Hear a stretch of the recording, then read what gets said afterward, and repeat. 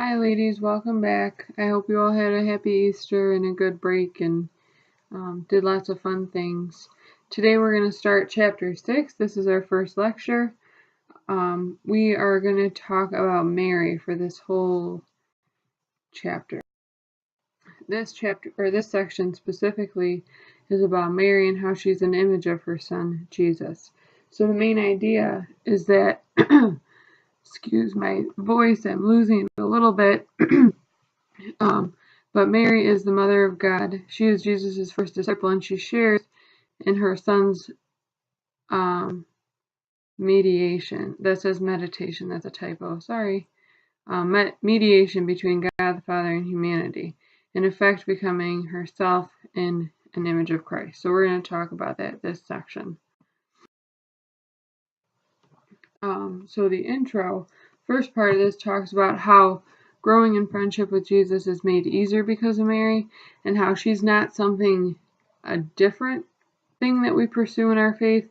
Rather, she helps us pursue our relationship with God, which is the main purpose of our faith, is to know, love, and serve God. And so in coming to understand Mary's role in Jesus' life and in the church, we can understand how that can help us grow closer to Jesus. It is Mary's greatest desire that all people have a close relationship with Jesus.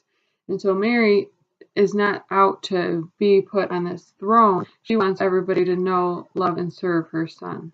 And that is her greatest desire. Catholics have a tendency to have a bad reputation because of the attention we give Mary. A lot of people assume that we either worship Mary or put her ahead of God himself, which is simply not the reality of what we do. And so hopefully by the end of this chapter, you can see that Jesus wanted us to know and love his mother, and his mother wants us to know and love Jesus. And so their relationship with each other can help us to grow closer to God. We do not, as Catholics, worship Mary. Tomorrow or Thursday, you guys are going to watch a little video that explains how we don't worship Mary, but how we do respect her and honor her. But if we did worship her, that would be considered idolatry, which is not the case. So in the Bible, you guys are going to read more of some of these passages later on, but there's one specific passage that's talked about in this section, and it's John 19:27.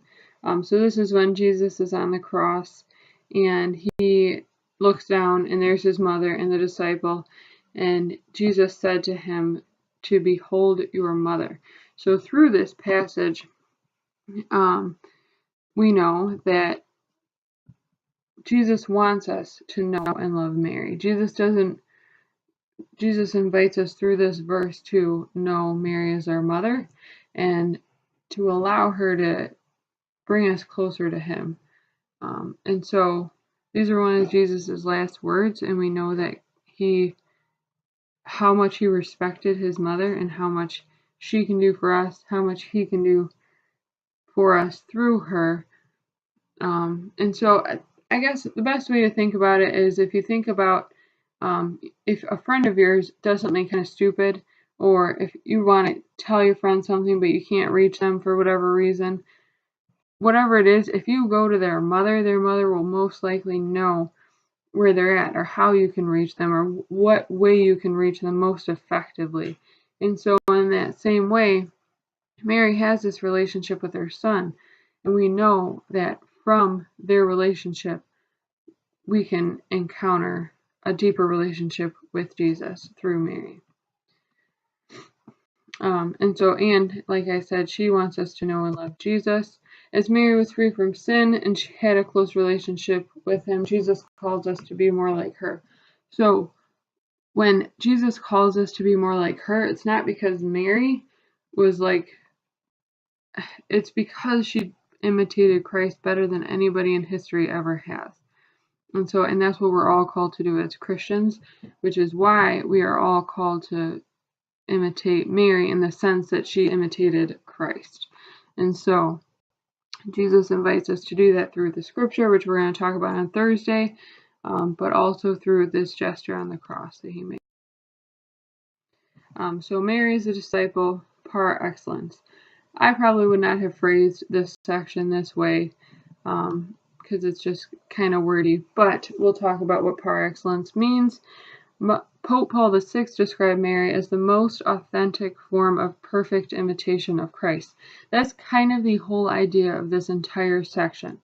Mary is the most authentic form of perfect imitation of Christ. So Mary is his mother, and she imitated him. Usually you see that the other way around.